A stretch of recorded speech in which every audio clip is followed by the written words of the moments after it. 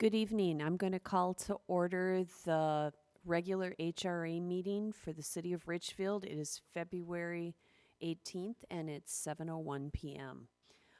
Last month, we changed our bylaws to include an open forum, and that always would happen right after the call to order. It would have to be, you can speak for 3 minutes on a topic that's not on the current agenda. So if there's anyone who wishes to speak on a topic that's not on the current agenda, but they would like to put forward before the HRA, please let us know. You'd go up and tell us your name and your address and tell us what you would like us to listen to. Looks like we have an audience member that would like to join us.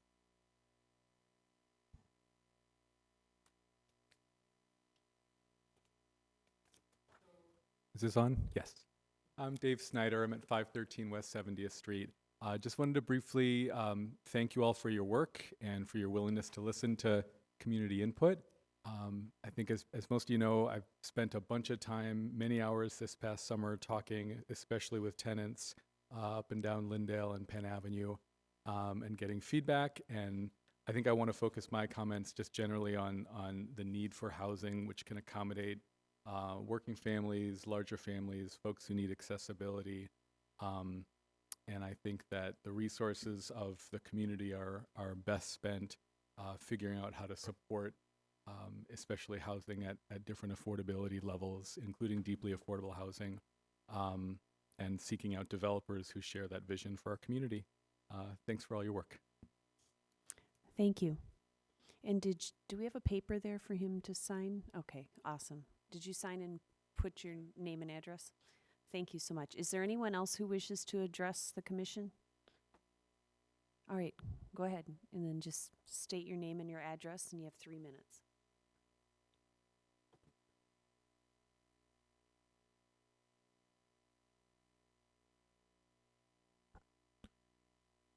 Hi, I'm James Jaffe. I live on 6944 Penn Avenue. Just wanted to say I really appreciated the workshop that we got to witness last time. I thought it was really great, a really positive experience. I'm really looking forward to seeing how that translates into policy or some sort of tangible effect. In particular, I wanted to bring up that I thought it was really great that there was this consensus that moving forward, the City Council and the HRA would include topics around affordability, accessibility, racial justice, and all the different decisions and conversations that were being had, and I thought that was great, and I'm really looking forward to hearing that tonight. Thank you. All right, thank you so much. Is there anyone else who wishes to speak? Anyone else who wishes to speak? All right, seeing none, we'll move on with our agenda. The next item is approval of the minutes of the concurrent City Council and Housing and Redevelopment Authority work session of January 21st, 2020, and the regular Housing and Redevelopment Authority meeting of January 21st, 2020. So moved. Second. It's been moved and second. Are there any questions or corrections? Hearing none, all in favor, please say aye. Aye. All opposed? All right, we've passed the minutes. Next, we're moving on to the HRA EDA year-end review. Thank you.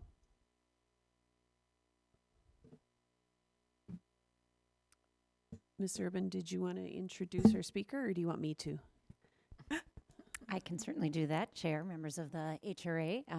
We have our annual year-end review for you, and Melissa Paleman, our Assistant Community Development Director, is going to begin, and I have some thoughts to share as well, and then Kate Aitchison, our Housing Specialist, will share more information on our housing programs and all that we've accomplished in the last year. Chair Supple, members of the board, thank you. Tonight, as Julie said, HRA staff will present you the annual year-end review. For those in the audience, the HRA and EDA operate a number of programs designed to improve and diversify the city's housing stock, assist lower-income households, and support development and redevelopment throughout the community. We're going to move first to some small business supports that the EDA administers. First is our Open to Business program. The HRA and the MCCD, which is the Metropolitan Consortium of Community Developers, are part of a joint venture This Open to Business program fosters small business growth and development here in Richfield through help in preparing business plans, cash flows, other financial projections, and loan applications for small businesses. MCCD staff assists entrepreneurs in identifying borrowing needs and accessing community lending programs that provide favorable terms and conditions for small business borrowers. In 2019, the Open to Business program served 15 clients. There was one direct loan of $50,000 that was issued. $863,000 of capital was leveraged, and 11 new jobs were created by the program participants. Another program that the EDA administers is the Facade Grant Program. This is administered through a grant from the Hennepin County Business District Initiative. We were awarded $50,000 to administer over the course of 2 years. This program focused on the Penn Avenue corridor. In 2019, we only awarded one grant, but over the course of 2 years, we awarded approximately $19,000 to 4 different businesses. We did go out numerous times, door knocking, sent multiple mailings. We were not able to award the entire $50,000 and did return about $30,000 to Hennepin County. So in the coming year, we expect to go out, talk to businesses more, see what might have encouraged them to participate in this program, or if there's something else that they're looking for that we can support them with. Just a couple of new things. In 2019, we held work sessions with the HRA and EDA to talk about a number of new business assistance programs. In 2020, we will move forward with those. They were just approved last month. I wanted to highlight them, though. The first is the Energy Efficient Business Grant that will provide an incentive to businesses to participate in several programs that are administered by CEE, the Center for Energy and Environment. The program will provide a grant to cover 20% of the cost of installation of qualified energy efficient upgrades. Those are specifically related to lighting, refrigeration, and RTUs, or rooftop units. Also, we've begun a small business revolving loan program that will be administered by MCCD, like our Open to Business program, and that's kind of a logical extension of the services that they already provide for us. Under this program, the EDA will provide a maximum contribution of $15,000 to a loan, and the MCCD would match or exceed the EDA's contribution. No more than 25% of any loan could be used for operating costs. The remainder must be used for capital and equipment costs. So we look forward to reporting to you next year on the success of those 2 new programs. Moving on to some of our redevelopment work in 2019. I'll start over on the east side of town with the Cedar Corridor. Once again, a lot of activity on the east side of town, and that's going to continue into 2020. First, there was the opening of the Primrose School. This is a daycare that serves up to 180 students, and this represents the final piece of that Cedar Commons development that began about 15 years ago, or really 25 years ago when the airport expanded and we had to re-envision that side of town. So very exciting that that development is now finally complete. South of there is the Chamberlain project, also a multi-year project here. It was originally approved in 2017. Construction went through 2018 and 2019. This project finished up in the fall of last year. It's a $43 million project by Inland Development Partners and Kraus Anderson. It includes 283 new apartments and the rehabilitation of 33 existing apartments in existing buildings. 20% of the apartments in this project are reserved for households earning 50% or less of the AMI. In addition to HRA assistance, I also want to mention that the Metropolitan Council significantly contributed to this project, and also Hennepin County.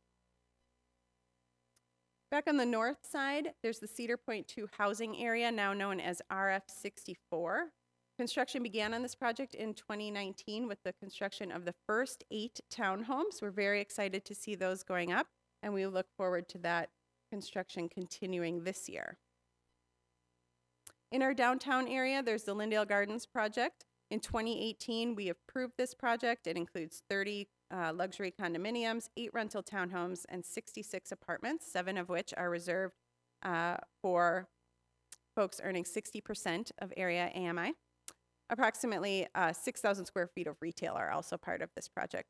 The condos are under construction. 26 of 30 of those condos have been sold, and those are expected to be complete early this summer.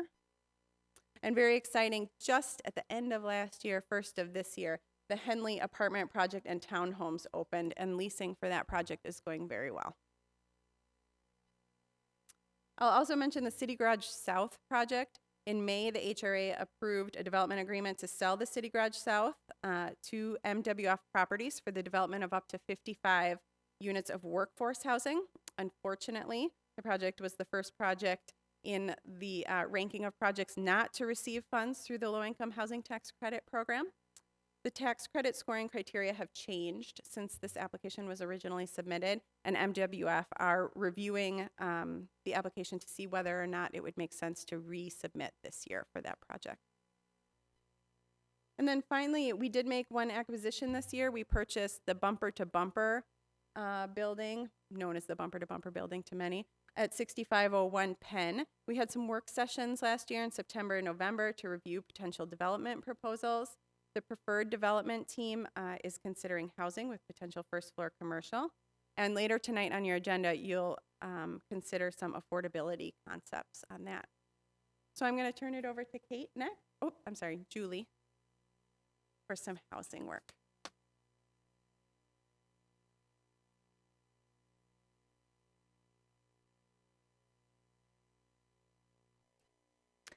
So now we get to talk about housing.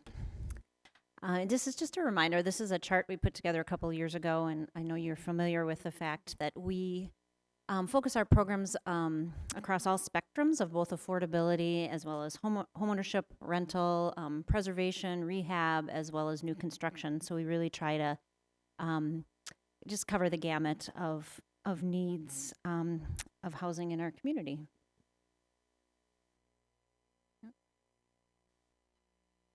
So I'm going to start with rental housing and our efforts with rental housing.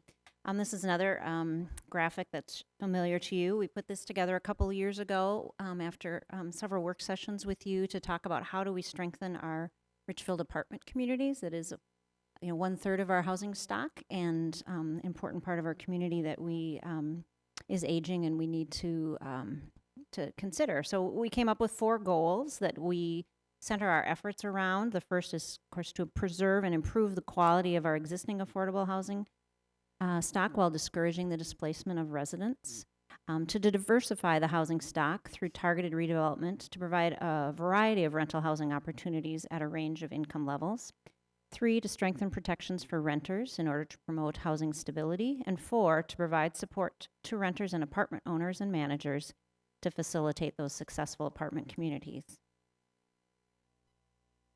So in 2019, we had several efforts. The first, the tenant protection ordinance that was approved in 2018 became effective, and that is part of that strengthening tenant protections goal.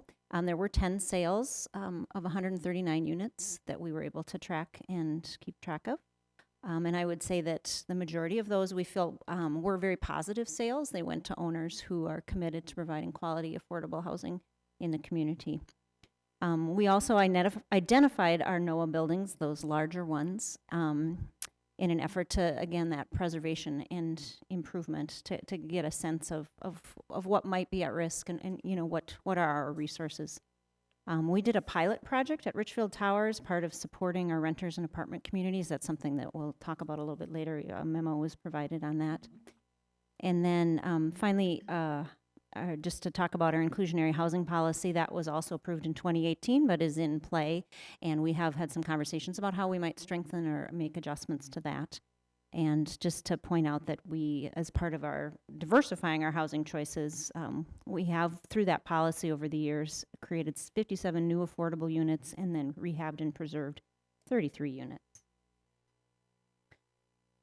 Part of preserving and improving our existing affordable housing, a couple years ago, the EDA started an apartment remodeling program. So this was our second year of that, and we did make one large loan for $98,000 to the Seasons Park complex. It is a partially completed project at this point. They're in the midst of refinancing that mortgage so that they can free up more resources to do the more significant remodeling work that's necessary at that complex. Our loan allowed them to kind of get started on some things, especially relating to security. That middle area especially has proven challenging for them to manage and to keep eyes on what's going on. And so our loan was a good way to get them started on some of those things. And then this loan requires a match, and so we're always able to leverage additional investment with our money. And I would just point out, too, in 2020, I've already made one loan, and I'm in discussions with 2 others that would more than spend the money that we have. So, and those are all smaller buildings, and so it's nice to sort of spread around. The first 2 years, we're focused on the larger complexes, but to focus on, we have a good 1,200 units that are in buildings that are of 14 units or fewer, and so it's nice to, I think, to spread around where we make our investments. We also last year received a grant of $100,000 from a nonprofit, the Affordable Suburban Housing, that closed its doors in 2019, and their past president had done a lot of work in Richfield and gave us that money. That money is still in process. So all I have are before pictures at this point. So hope to have more after and get that money spent this year, but getting it set up took a little longer than expected. But this will be a grant, again, for improving our naturally occurring affordable housing apartments. And the idea is to focus on those units where there are existing tenants who have been in place for a long time. Those tend to be the units that don't get improved. The owners tend to improve units when they turn over.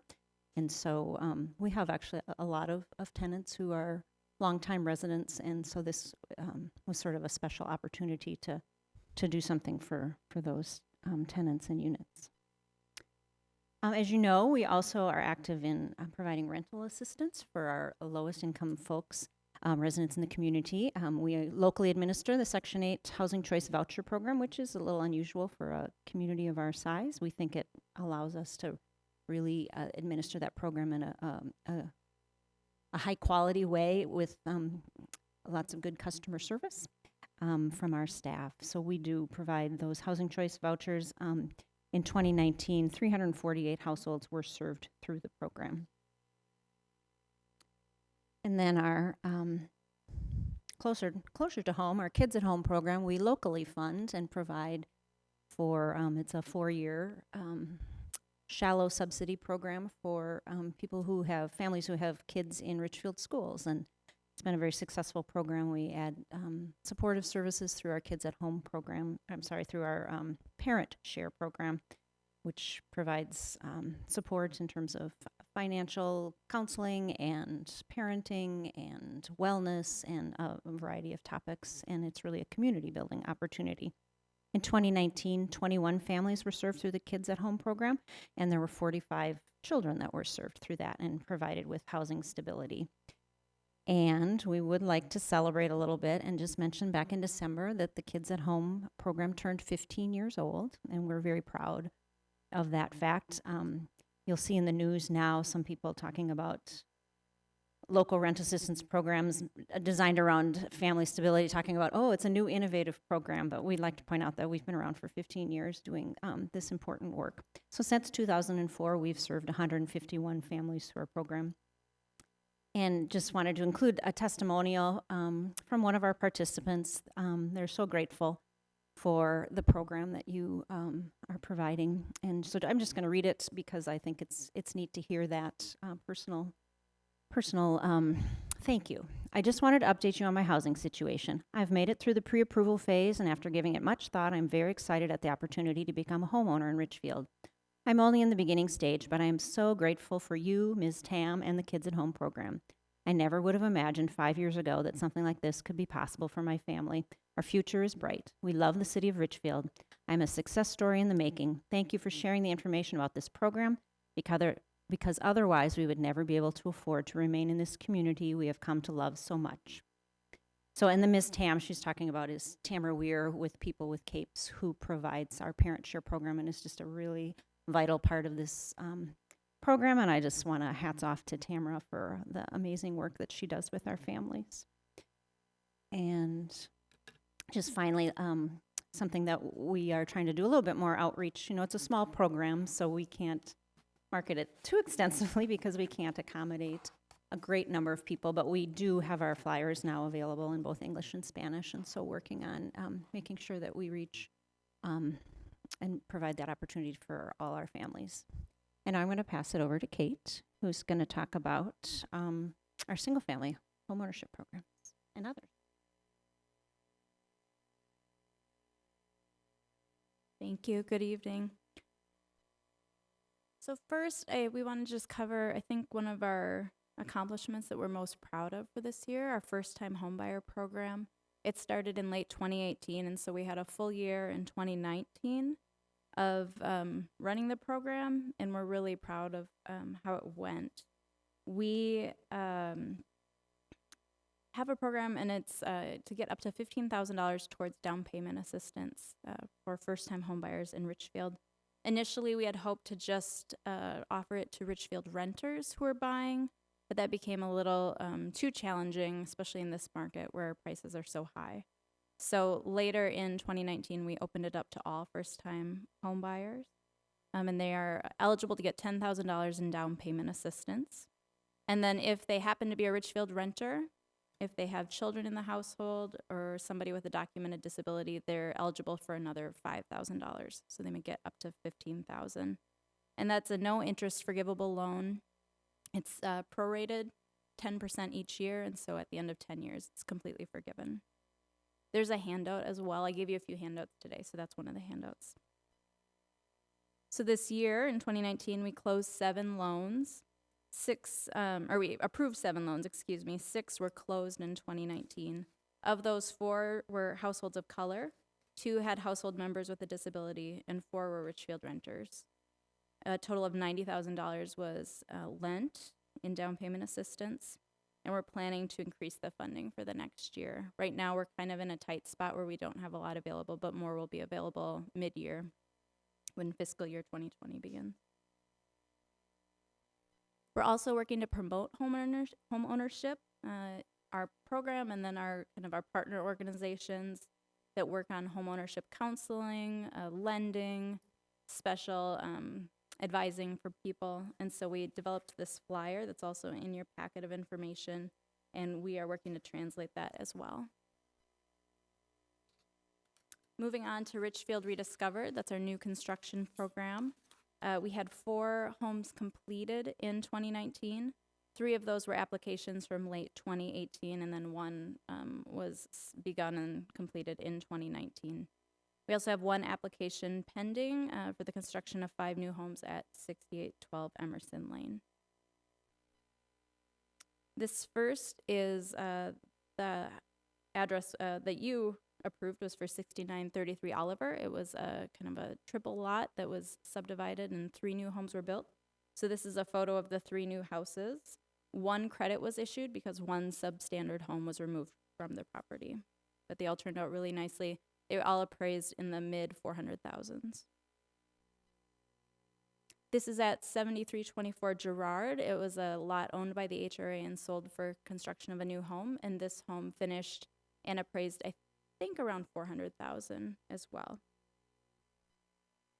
6412 Bloomington Avenue was the most recent completed home, and it was again an HRA lot that was owned and sold to the builder Enders Custom Homes for the construction of this home. It was listed on the MLS, and this is the model that would be built on 6812 Emerson Lane. We had some really nice photos that we received from the listing. It sold for $350,000. This is on Sheridan Avenue, 7420 Sheridan, a substandard home. The builder received the $50,000 Richfield Rediscovered credit for this property when they purchased the property, tore it down, and then built the new home that's there. This was a larger lot, so it had a 3-car garage as well. 6812 Emerson Lane, plans have been submitted to the city and are being reviewed currently. These are the proposal for the 5 homes to be built back there. Again, the same model from 6412 Bloomington Avenue. That same model with different roof line, exterior finishes, and trim to distinguish them. Our new home program was also very active in 2019. This is a program to provide home ownership opportunities for people in low and moderate income households in Richfield. We have more of a focus on preservation, acquisition, rehab right now than new construction because prices are so high. And so we do a lot of work with our partner organizations. So in 2019, 7300 Portland Avenue was completed. This was a property that Twin Cities Habitat for Humanity purchased from the HRA. If you remember, the house that used to be on this lot was set very, very, very close to the sidewalk, and it was kind of a hazardous position for the neighborhood, for people trying to pull onto Portland Avenue. And so the new home looks really nice. The driveway is accessed off of 73rd Street, and so it's a much better fit for everyone. In the packet of information I gave you, there's a handout that talks about the family that's going to be moving in there.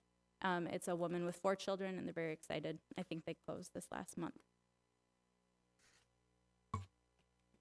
Another property under the new home program was 6232 Sheridan Avenue, and this was a joint effort with the local land trust that works with suburban Hennepin County, Homes Within Reach it's called. They purchased this property and rehabbed it and then sold it to a qualified household at a rate that won't be more onerous for them. So they help write down the cost to make it affordable for that household, and then they retain the value of the land. 6310 Irving is another Habitat property that's under construction right now, and it'll be finished later this spring. This was a tiny little house we bought in 2013, and it also has the unimproved alley that was servicing that household. And so, as you may remember, we worked with Habitat to come up with a plan to pave that alley, service the 2 homes, and did a lot of work with them to really make sure that we could fit a house there. This house also has some accessibility upgrades that we asked them to make it more universal design, visitability standards. Our transformation loan program is our incentive loan for large-scale remodeling projects. And in 2019, we had 4 loans approved, 7 projects completed, which were a number from 2018 that had kind of carried over. And then we have 1 that's ongoing for 2020. We also established the ADU pilot project. I don't have anything to report on that yet, but hopefully this year we'll find someone who's interested in building an ADU under the transformation loan. Again, this is a loan where we contribute 15% towards total project costs for a maximum loan of $25,000. There's 0 interest, no payments, and the loan is forgiven after 30 years. We hope this is a way for people to make large-scale remodeling efforts for their home and stay in Richfield. One of our examples from 2019 is 6815 2nd Avenue.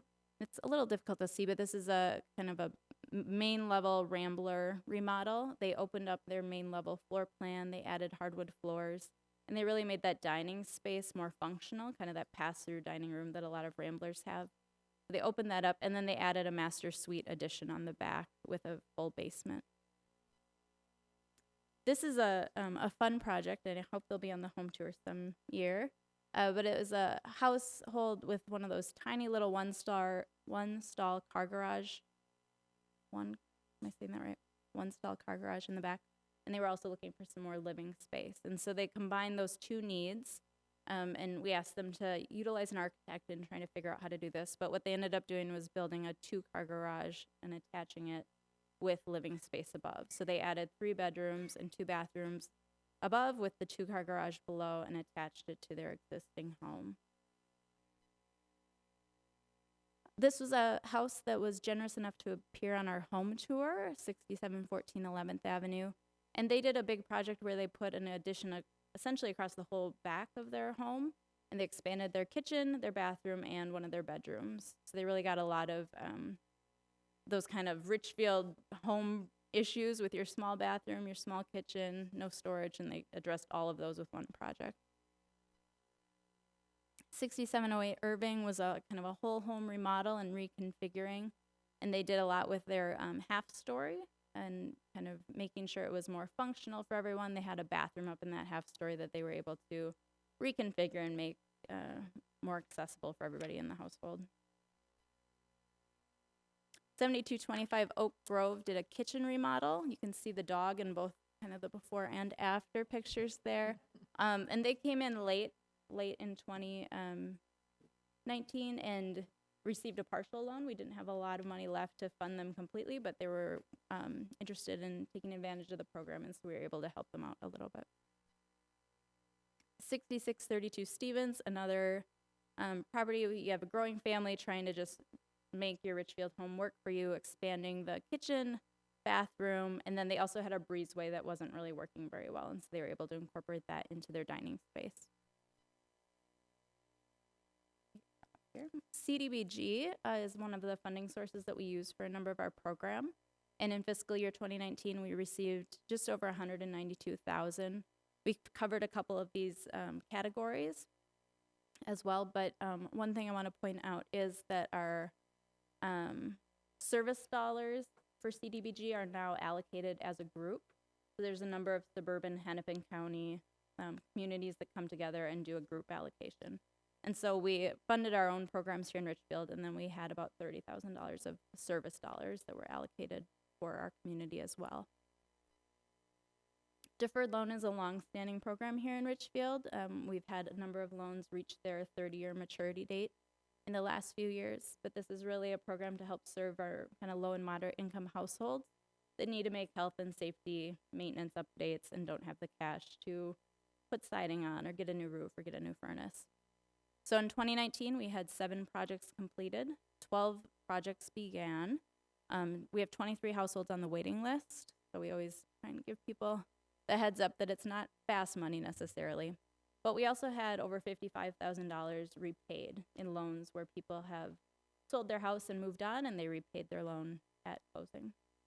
We also had 3 loans matured. And now some of our smaller programs. CEE is a nonprofit partner that we work with, provide fix-up funds, which are general remodeling loans, as well as a remodeling advisor service. And in 2019, we did 37 of those visits and had 7 reduced interest rate loans. If households earn approximately $110,000 or less, they can qualify for the fix-up loan at 3%, which is a pretty good interest rate for our remodeling loan. We also work with them to do the Home Energy Squad Enhanced program, and this is an energy efficiency visit where a team comes in and gives you a lot of really great information about your home, about efficiency upgrades that you could make, and then they also install product to help make your home more efficient that day, as well as provide a lot of information and resources to assist you if you want to make more improvements. We have an architectural consultation program, which allows for homeowners to have an architect come and give them feedback on any projects that they're considering. We really try and recommend it for people doing big projects, moving walls, doing additions, anything with the exterior of their home. We have 9 architects that participate in the program, and we had 21 visits in 2019. We have a large loan portfolio as well, with over 300 active loans that we have to keep track of. And in 2019, we did 10 subordinations. We had 12 payoffs, 1 forgiveness and settlement that came before you last fall, and then 4 loans that were matured and forgiven. We have a number of events that we attend. We do a realtor workshop every spring where we have about 40 to 50 realtors come in and hear about what's going on in Richfield. We were at Penn Avenue Open Streets event in September. We had our home tour in the fall, and then we also did a Richfield remodeling class with our local realtor partner, Steve Schneeberger. We had about 50 people attend that as well. That was a new event this last year.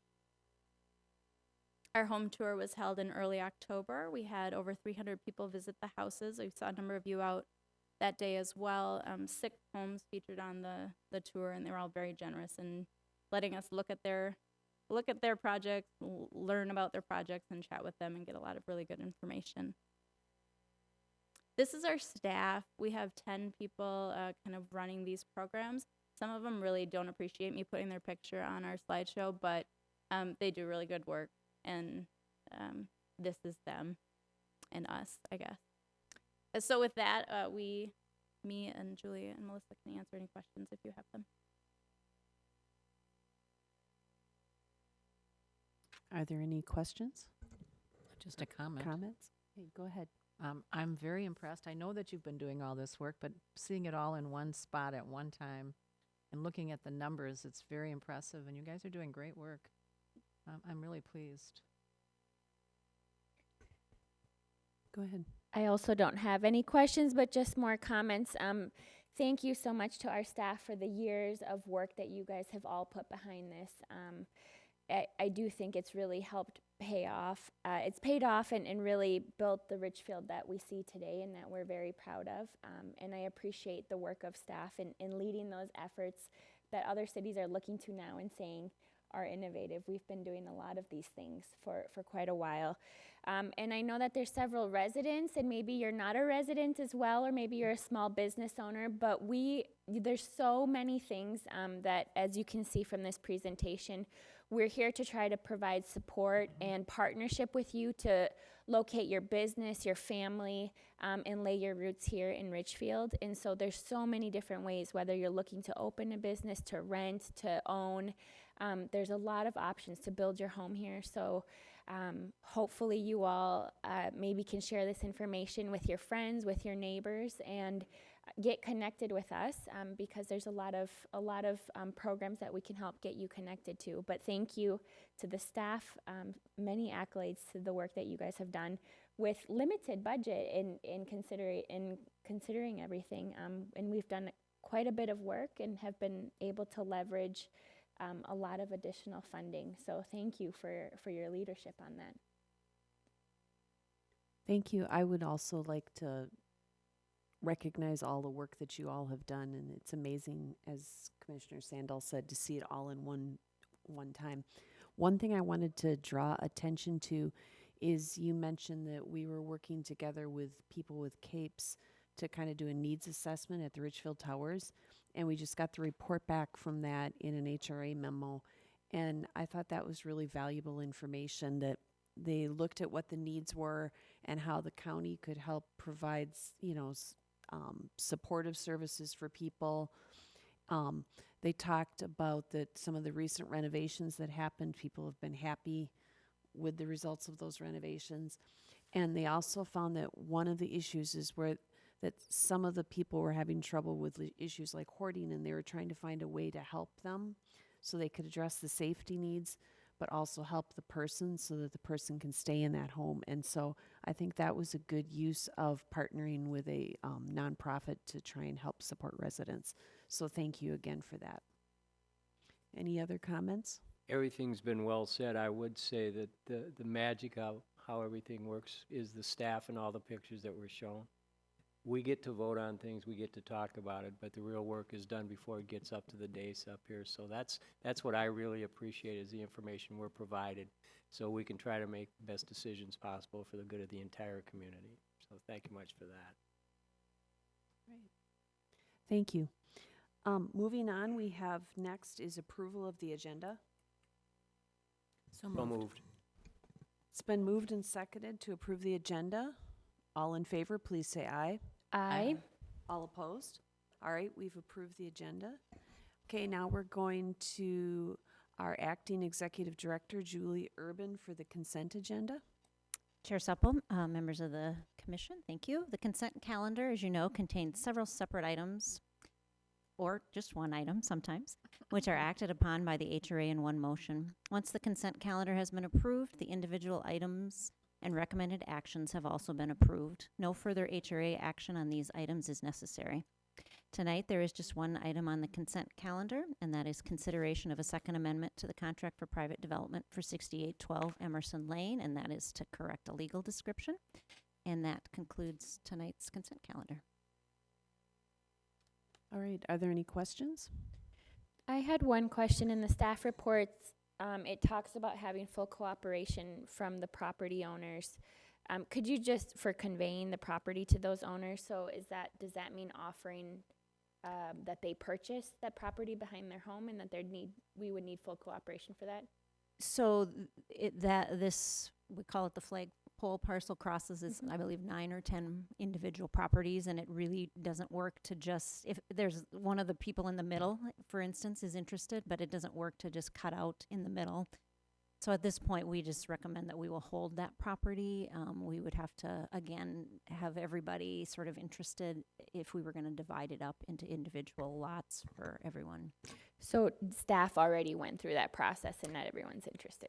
We haven't asked everyone, no, but that's certainly something we could do. At this point, it's not a high priority. Our priority is to get the main property developed, and then we'll figure out what to do with that last strip. But the strip has no value to the main development. So for the people that are listening, there is the main property, and then there's a little strip that's very narrow behind the other properties along the block, and that little strip is what we're talking about. Right, and we're just separating it off so that we can sell the main part to the builder, and then we'll have to figure out what to do with that strip. If I Commissioner may, so the city responsible for any maintenance that's required for that 10-foot strip? We would be, yes. So, I mean, just in terms of cost effectiveness, I mean, if it has no value, why don't we talk to the homeowners and just cede it to them and have them replat their lots? We could.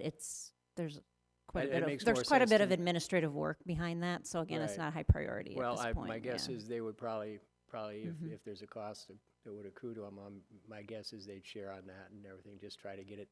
So I mean, it's just kind of hanging out there as a non-entity. Doesn't make Right. any sense just to have it sitting there. And we certainly can. Again, it just at this point, Right. I'm just suggesting, Yep. Once the dust settles, that you talk to the Right. homeowners and see if they'd be interested in doing that. yes, we can certainly do that. It just All right, would someone like to move the consent calendar? So moved. Second. It's been moved and seconded to approve the consent calendar. Any further discussion? All in favor, please say aye. Aye. Aye. All opposed? All right, we've approved the consent calendar. Our next item is consideration of the attached resolution approving a preliminary development agreement between the Housing and Redevelopment Authority and Enclave Development LLC for the redevelopment of the property at 65th Street and Lindale Avenue. Ms. Urban? I'm going to turn that item over to Assistant Director Paleman to present that report. Thank you. Chair Seppel, members of the board. On September 24th, 2019, representatives of Enclave Development, or the developer, presented conceptual plans for a mixed-use development at the corner of 65th Street and Lindale to the Housing and Redevelopment Authority, the City Council, and the Planning Commission. The developer is proposing to construct approximately 130 apartment units above approximately 8,000 square feet of commercial space. Based on feedback received at the meeting, the developer would like to proceed with the development of the plans and further discussion of the potential for HRA assistance through the creation of a tax increment finance district. The attached preliminary development agreement provides for the support and cooperation of the HRA as the developer works to develop a feasible project for the site. The agreement provides several benchmarks that must be met, including submittal of a financial pro forma, which they have already met, applying for a sketch plan review, acquiring the development property, or the HRA may terminate that agreement. The agreement requires that the development agreement be negotiated by July 15th of 2020. If the terms are not met, the HRA agrees not to if the terms are met, the HRA agrees not to solicit other proposals or enter into any other agreements with a different developer in association with this site. I do want to mention a couple of things in relation to some comments we've received leading up to this meeting. One of the questions was about how the HRA considers the use of TIF in any development proposal. And the way that usually works is that if a developer comes in with a proposal for any sort of project that may or may not require assistance, they meet with staff. We discuss whether or not that project meets the guidance of our comprehensive plan, whether it meets the goals and policies that the HRA, the City Council, and the Planning Commission have established through that plan and other policies. If that is the case, we'll bring that proposal to the HRA and City Council for consideration, usually at a work session for a preliminary look. Then we will typically enter into a preliminary development agreement with that developer. That allows us and the developer time to study the issue, to go through a TIF analysis with Ehlers and Associates, who is our financial consultant, and to discuss whether or not this is a development that the city wants to participate in through TIF. So that's one of the questions that came up. I wanted to address that right away. So this project before you tonight is, the item before you tonight is a preliminary development agreement. Again, this is just saying that, one, the HRA agrees that this is a mixed-use site for a project of this type. That we're agreeing that that's what our comprehensive plan says, and that this is in agreement with those policies. It's also saying that you're willing to study the issue more, that you would consider creating a tax increment finance district here that could possibly help this development to move forward. Always with a TIF district, there's an analysis that takes place. It says that the development cannot move forward without, but for, are the terms used, the assistance offered through TIF. So this isn't something that you could grant them if they could do the project on its own. The developer is here tonight. I also know there were a couple of other questions that I'd be happy to try and answer tonight, but I'm going to turn it back over to you, Chair Supple. Okay, to follow up on the question about how TIF is analyzed, one of the questions that came along with that is, how does it affect other taxing authorities? Like, how does it affect the school district if the city approves a bunch of TIF developments? Can you explain that, please? Yes, when a TIF district is created, what happens is that the difference between the taxes that are paid now and the taxes that are generated are used to help over time fund things like underground parking, site acquisition, things that couldn't happen, this project couldn't move forward without. The school district does not receive less funding. The school district's funds remain the same until the TIF district expires, and then the full taxes go back to the school district. Does that make sense? Yes. I just wanted to clarify that because that issue has come up a number of times and I know people have questions about it. Right. The school district would not receive less funding if this were approved. All right. Now, there were a number of other questions, but I will let other people have a chance. Does anybody else have something they would like to ask or clarify? Well, then I'll start asking questions. We received a number of emails about this. One of the questions that came up is how this affects low-income housing. Now, is any current naturally occurring affordable housing being removed for this project?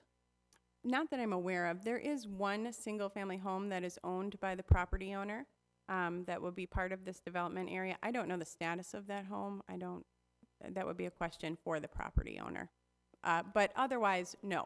This is a commercial development, 2 commercial buildings built approximately 1946. There's no housing in those commercial buildings.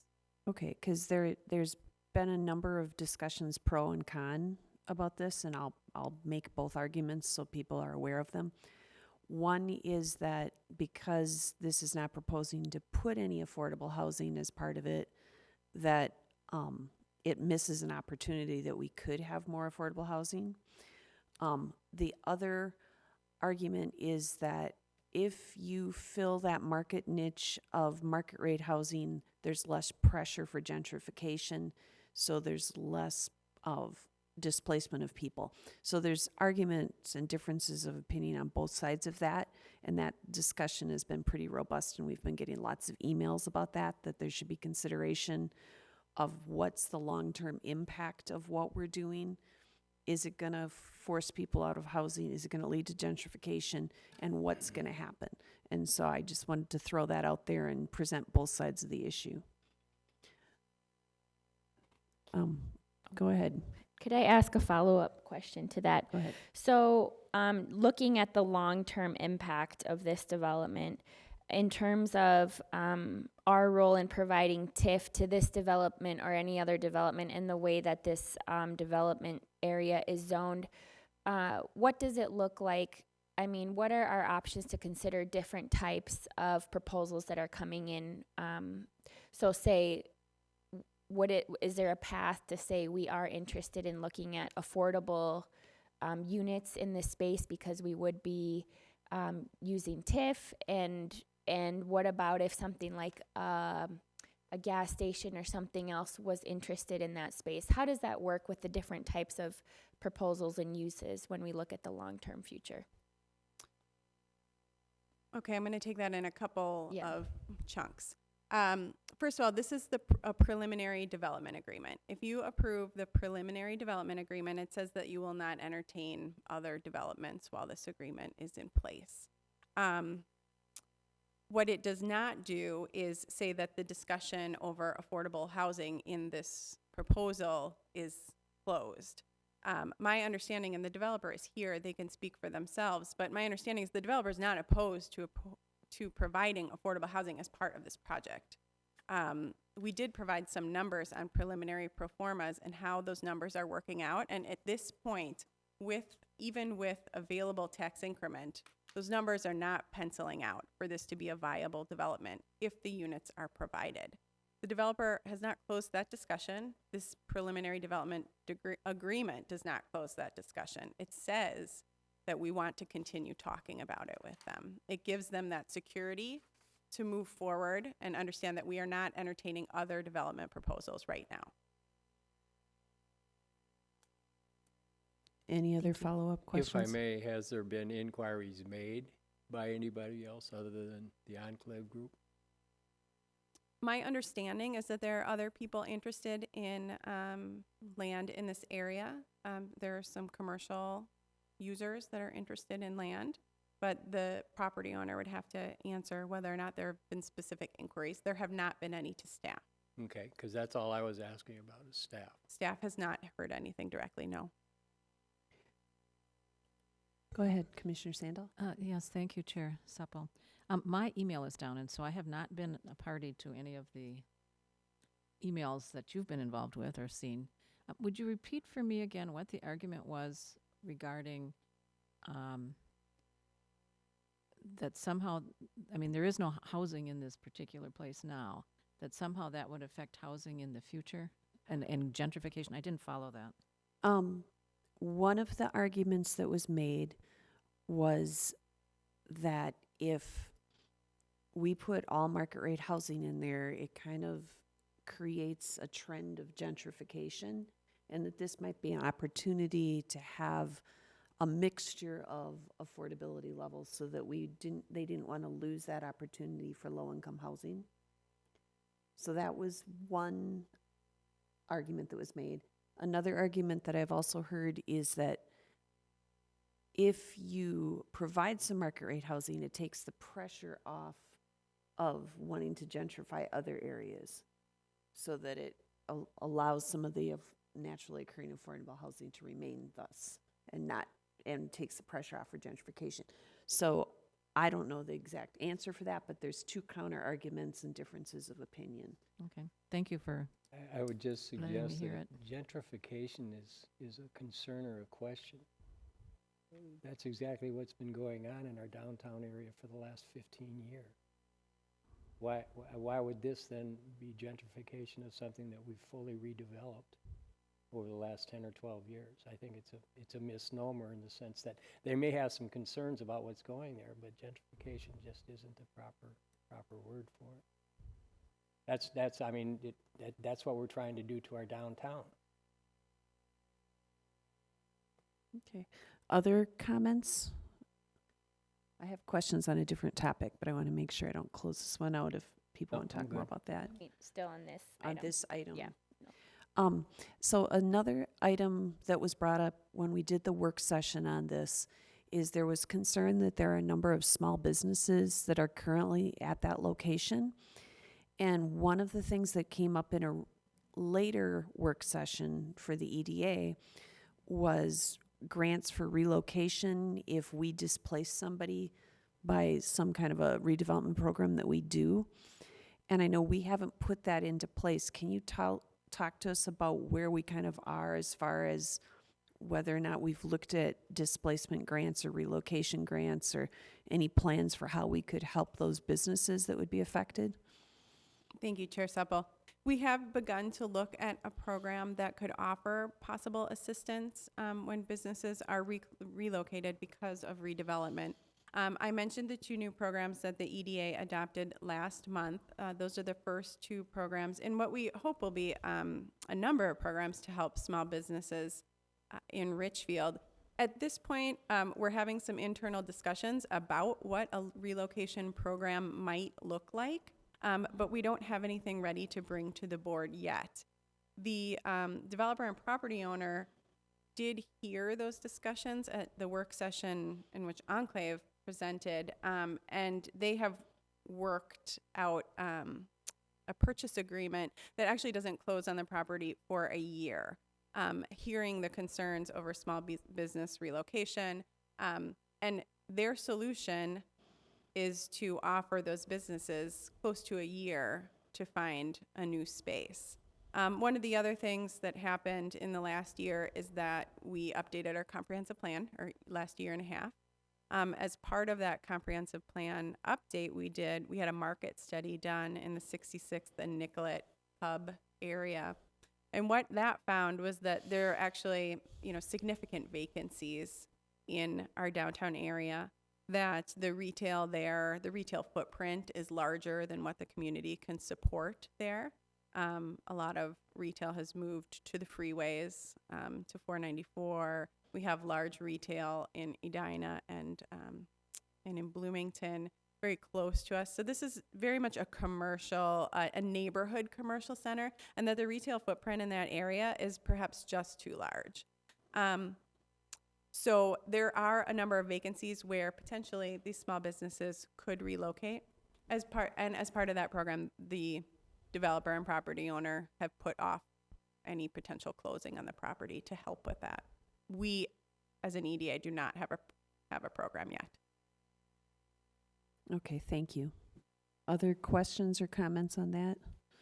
Because we did also receive an email from some of the business owners in the area that they wanted more information. And as soon as we have a proposal for a program, we will bring that to you. Okay.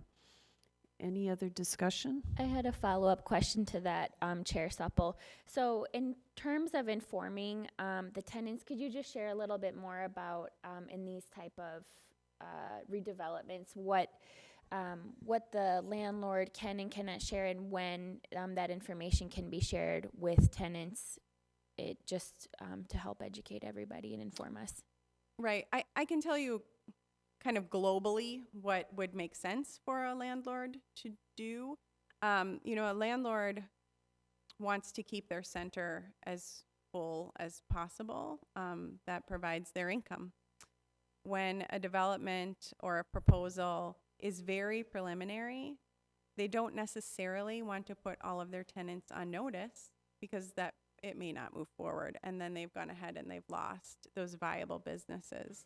So at this point, again, tonight, this is a preliminary development agreement. So I don't know what the landlord has done. My understanding is that they have had some discussions with their tenants, but it wouldn't be the norm for a property owner to immediately announce to tenants that they were thinking about selling a property. All right, any other questions? I have a procedural question, and I want to ask it before I make the motion, because after I make the motion, it would be out of order to ask it. If I would table this, would there be any bad consequence of waiting a month to get more information about things like business relocations or information for the small businesses in the area? Chair Sebel, I don't think that we will have a program related to business relocation within a month if we would table for that reason. I think that are there dire consequences? I don't think so. So the timelines here are internal timelines. We could put it out a month. I was going to scan through the agreement. I don't think that this my concern is just so we get has some any impact on it. time to have some feedback from the small business owners. And you've talked about that there's vacancies and things like that, and a little more time to study some of that. Sure. And you may want to ask the developer and property owner who are here tonight if they can fill you in on some of the discussions that may or may not have already happened. That would be very helpful if they would like to talk to us, and they can come and identify themselves and clarify some of that.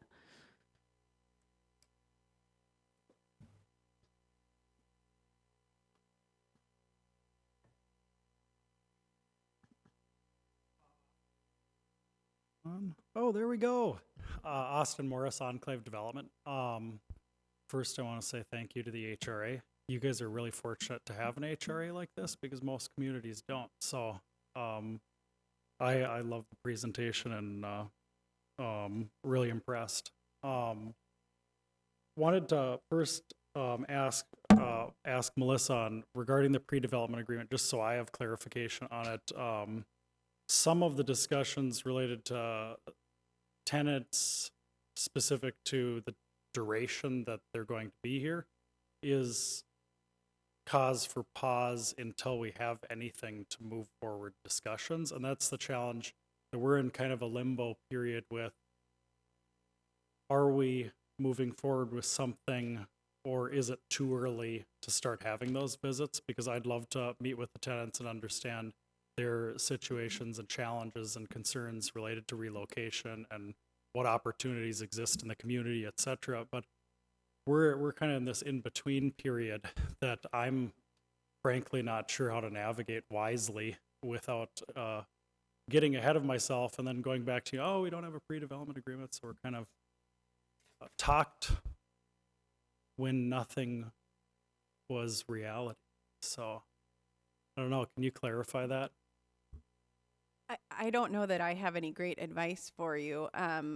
I agree. It's very difficult for a landlord to go out and start having these conversations without even a pre-development agreement, which again, a pre-development agreement is not locking that HRA into anything. It's saying that you agree that a mixed-use development here in theory is in keeping with your plans. It meets a number of your goals, and that you'd like to continue this discussion and for the developer to explore that more fully. It's hard for them to explore that more fully if they don't have any assurance from the HRA that you want to keep talking.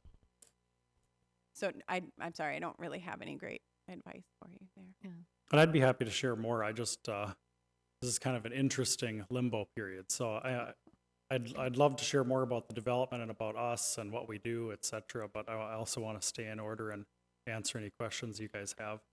Well, we do have a question, and then you can go ahead and Yeah. say your piece. Stick around. Yeah, I'd love to. Okay.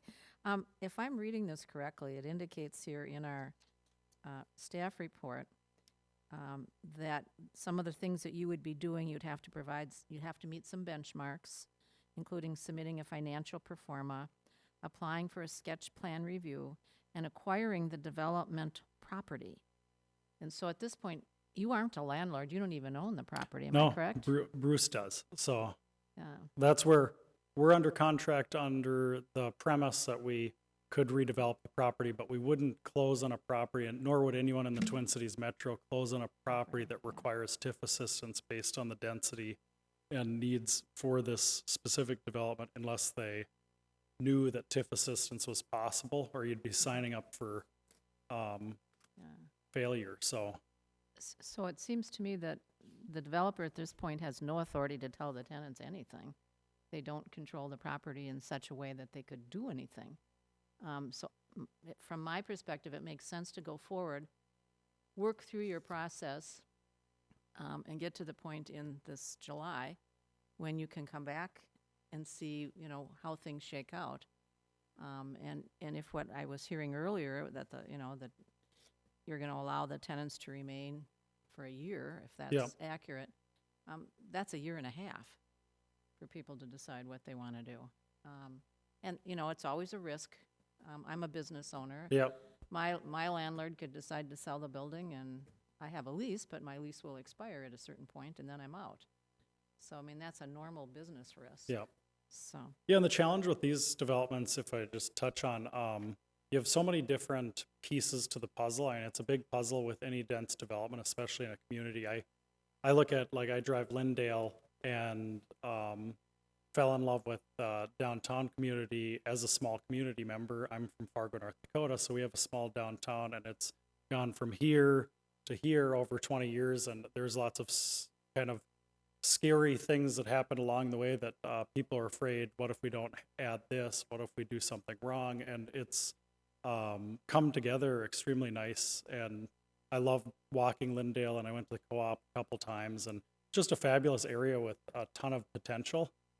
And the affordability challenge that every Twin Cities metro is facing, and you could choose one of 46 and you're gonna have the challenge of rent growth. And we've had in the Twin Cities metro over the last 7 years, average rent growth of 4 to 5%, which is unusually high because we had little housing stock built between 2007 and 14. So that created some challenges with not having enough supply. Your community specifically has 1.5% vacancy. And nationally for a healthy community, and you also have a situation with being landlocked. So nationally, 6 to 7% vacancy is normal. It creates a balance between landlord rental market.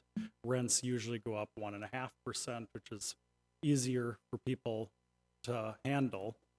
And in downtown specifically, from my standpoint, the biggest challenge for community and citizens ends up being, what do we want our downtown to look like? What quality level do we want? How do we approach Lyndale and 65th? We want a hard corner property with retail.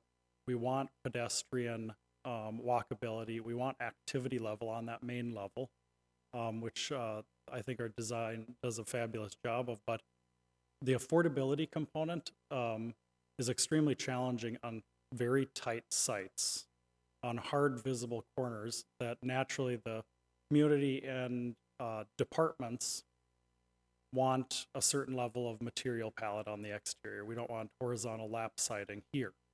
It might be okay somewhere else. And that's where this project in general has like 5 or 6 things that are really challenging to overcome from an affordability piece. And in visiting with Melissa, we've talked at length on the affordability piece. Can there be a component? How does it work? And every time we run the TIF analysis with the affordability piece, when it produces a negative return or a 0% return or even 2.5%, it's just not going to go. And I think of my conversation with Bruce back when we met him and investigated the opportunity. And he commented to me, do I really want to go through this process? It could take a year and a half to get a redevelopment plan in place.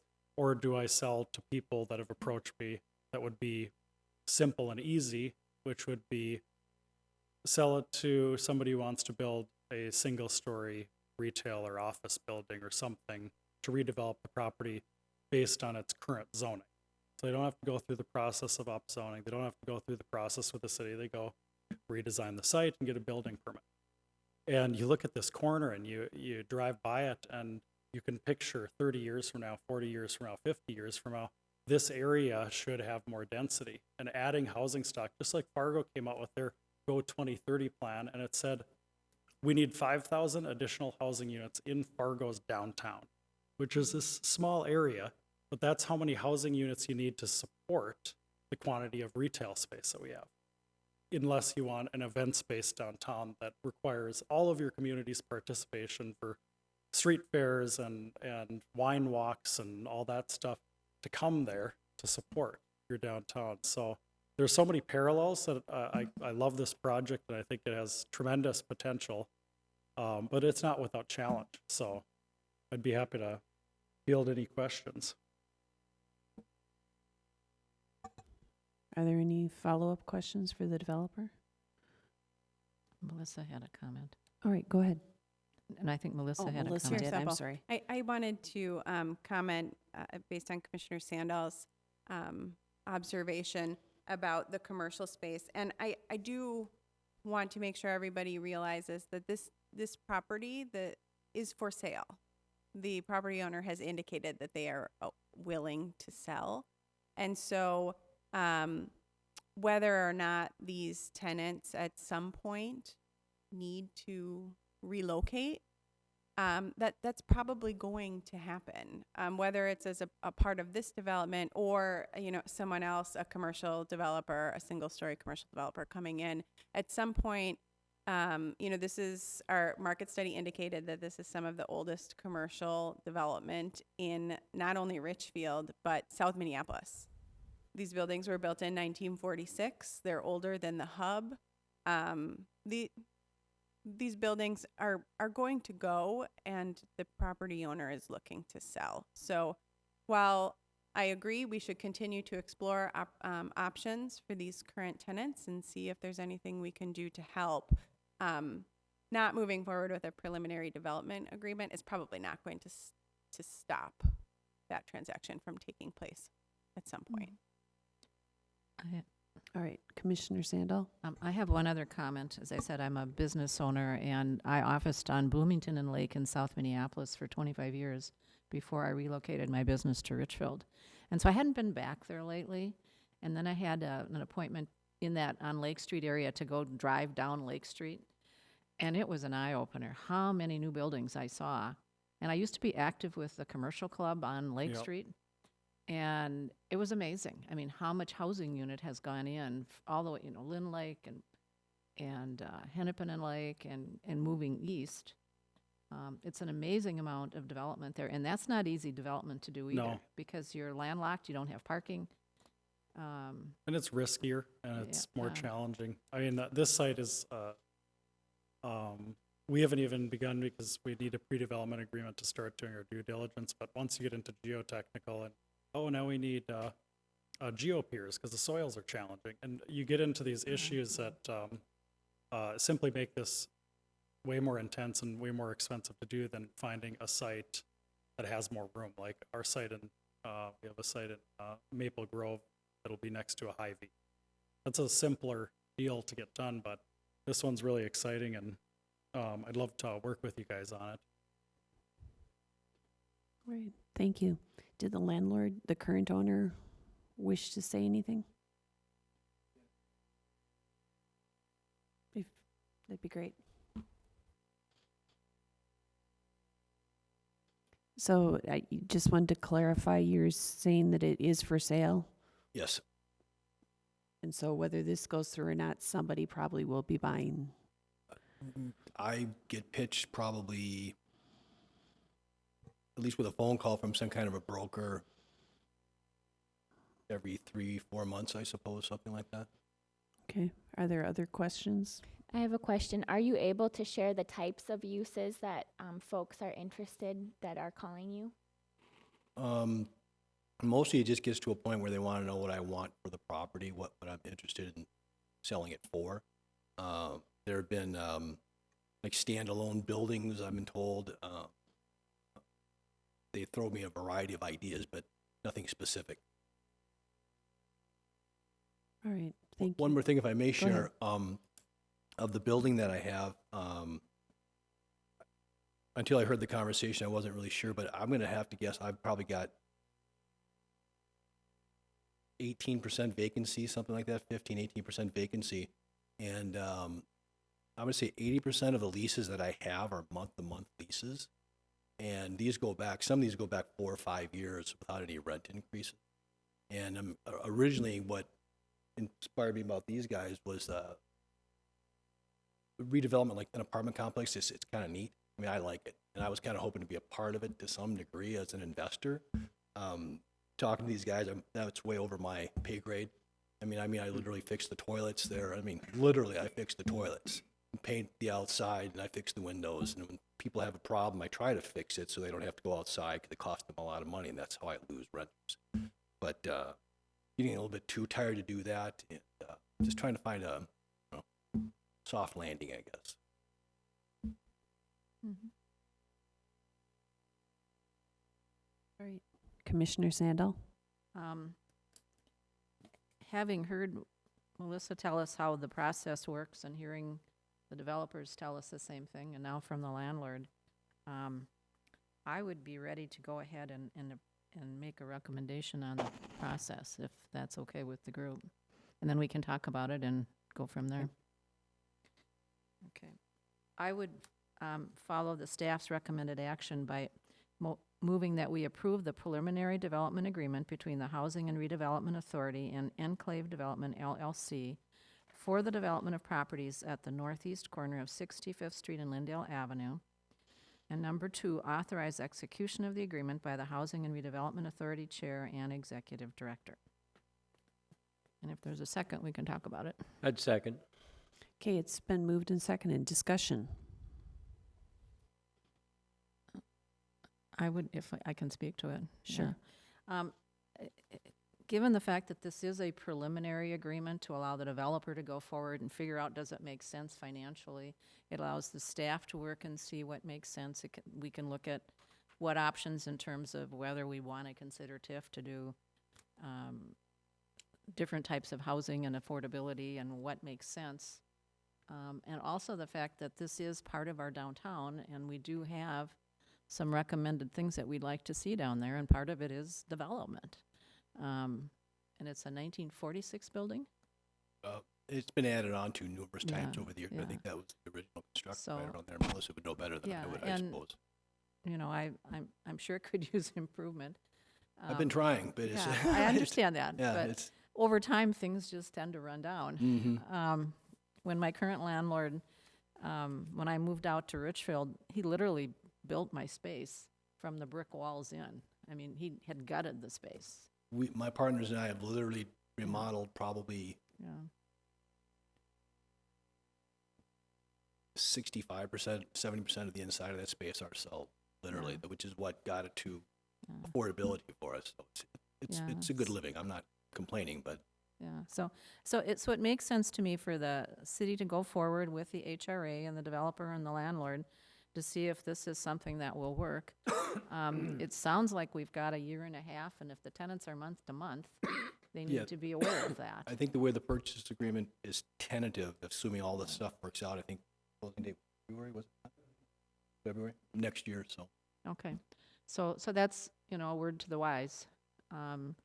And having had to move once in 6 weeks into a brand new space, that's a challenge, I know, but it can be done. So that's my thinking, is I think it's something that would be good for the city to go forward and take a look at. Nothing says it'll happen, we don't know. It's a matter of the developer and the city and all the parties involved taking a look at whether it's a viable development. Commissioner Reagan-Gonzalez. I have a question. So in terms of the process, seeing that this is a preliminary discussion to see, a preliminary approval to see if this would work, can you, could you share what the decision points along the way and the next steps are, and kind of what it means, again, to look at if this will work or not, and then does this go to the council? Does it come back to the HRA? What does that process moving forward look like? Yes, absolutely. Thank you.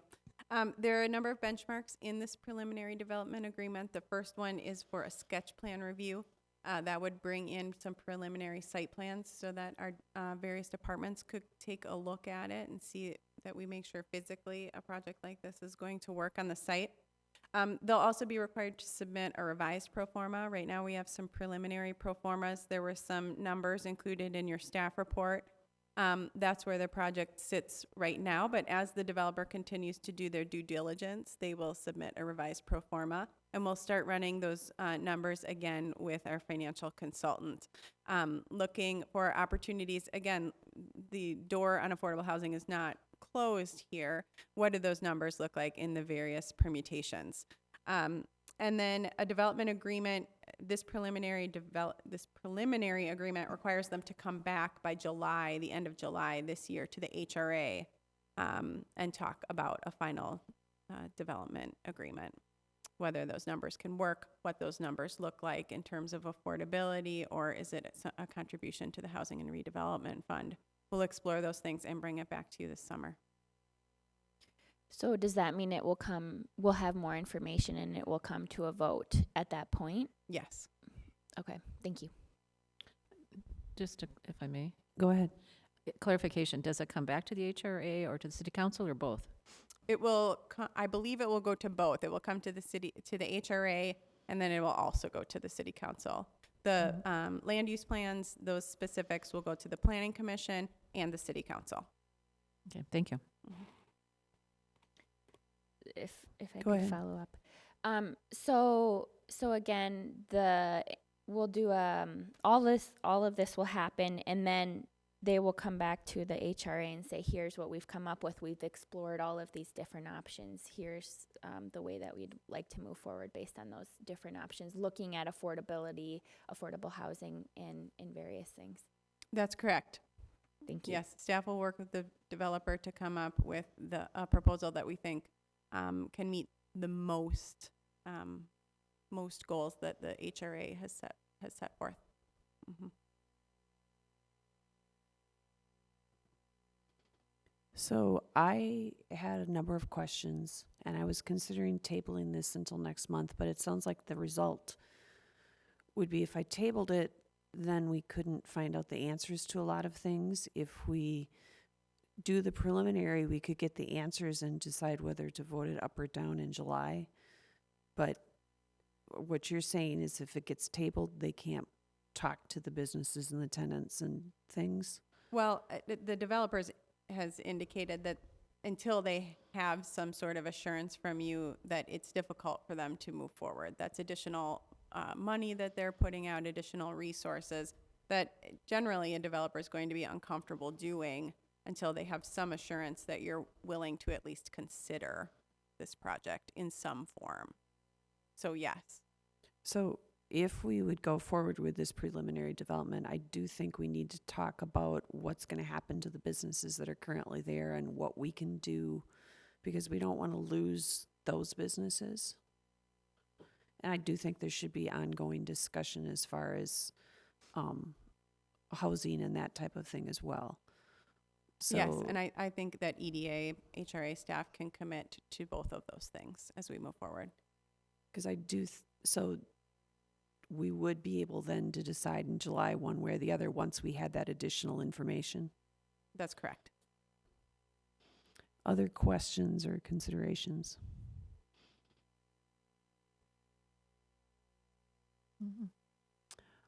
All right, hearing none, there's a motion on the floor to approve the preliminary development agreement between the HRA and Enclave for the development of properties at the northeast corner of 65th Street in Lindale, and to authorize the execution of the agreement by the HRA Authority Chair and the Executive Director. All in favor, please say aye. Aye. All opposed? All right, and thank you for following up on all that, and thank you to the developers for following up, because there are a lot of questions, and I do think that the current small businesses that are there need to be part of this process as well. In Chair Supple, I would like to make a comment. I should have made this after. I want to say, so I was thinking about voting this down, this preliminary agreement, but there are some real concerns and questions around affordable housing and this development, as well as our small businesses in the space. And we need to get those answers, and I think for me the priority is to further investigate that, look at the options for affordable housing and our businesses, and get more clear information. I am also concerned about other uses that would come in that would not come before us. So this is really, I guess, to be clear from my vote, this is me saying, yes, we need more information on both of those things, and understanding that a vote on what that actually will look like and what they'll come back to us is going to be in July. I do think the discussion was helpful as far as knowing that there may be other things that aren't on the table that are being considered.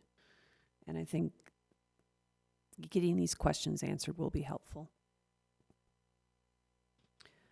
All right.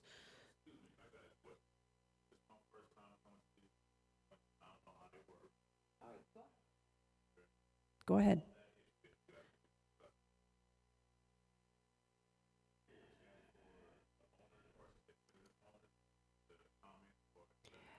That was why we were asking the questions about how the small business owners could have a comment. And from what we understood, it's my understanding, I'll speak as an individual, that if we have this development agreement, they can start talking to you guys and having some of that conversation. Whereas if we just leave it in limbo, then nobody wants to talk because there's nothing they can talk about. So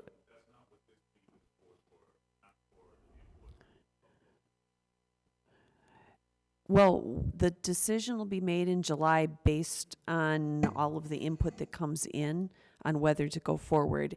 And so I think I heard the developer say that they'd be interested in talking with the landlord and the business owners and figuring out where we could go forward. Is that correct? And so by voting this way, it opens up the conversation so that you all can have some input. Not tonight, because it's going to happen over the next couple of months and the decision will be made in July. But now it's there's a preliminary agreement, so there's something to talk about, so they can approach you and talk to you.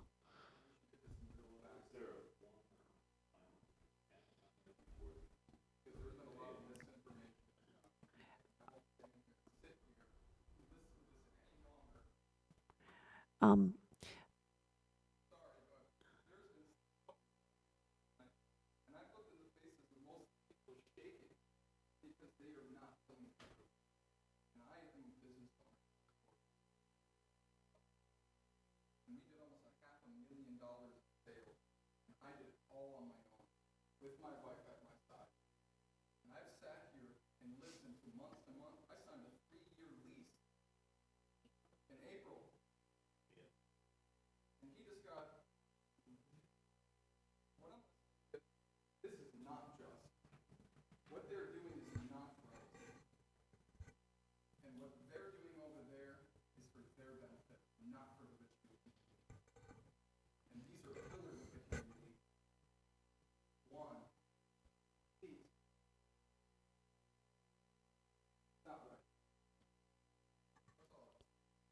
If all I right, c- thank you for Yeah.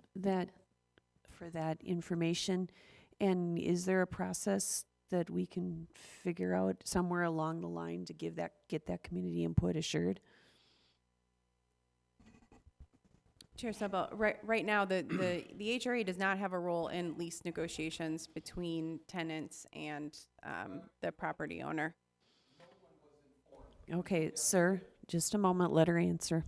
Thank you. This isn't a public hearing. There isn't a public hearing process for a preliminary development agreement because, like I mentioned, generally any property owner is going to want some assurance from you that they should move forward, that it's at least a viable option for them, and then they will talk to their tenants. So whether or not the property owner provided any notice to them, we're not privy to that information, but it wouldn't be unusual for that not to happen. Because this isn't a public hearing, the city doesn't send notice on this either. Again, with these development negotiations, it would be premature for us to notify anyone to say this is potentially happening and upset that property owner's business. Chair Alright, Supple, go ahead. could I ask a question? So I know with developments in the past, one thing that we have done that has worked well is to work with the developer to have the developer, the landlord, and the tenants or the neighbors have a community meeting to discuss. I know staff has been there. There's been several questions, for example, that we'll ask neighbors to submit to us or to staff, and so that we can get those specific questions answered, and that these are things that could be had, these are discussions that could be had at that community meeting. So I personally would be very interested in being a part of that. And I do think that it's extremely important that the neighbors and the residents of that space, the tenants, be a part of that discussion now. And I think tonight's vote is really about finding out more concrete information. And I would ask the developer and the landlord to have that meeting with us and with the tenants. All right, did you want to add anything else? I think that's a good suggestion. I think that would be helpful for the tenants and the neighbors, if there are neighbors nearby, who want to know what's happening. And I think the staff could, I would suspect, provide a process to make that work. All right, so Yes, I do want to confirm that neighborhood meeting is part of the process once a development agreement is in place. Then the developer starts thinking about land use applications and what would be required, and those are the things that trigger that neighborhood meeting. So yes, absolutely, that is coming, but we have to get through this first step first, first things first, or the developer and property owner are not comfortable going out and having those conversations. okay, so in the interest of listening, we'll let one gentleman make his comment and then we need to move on. Thank you. Could you approach the Can you mic? go up to the mic so we can hear you?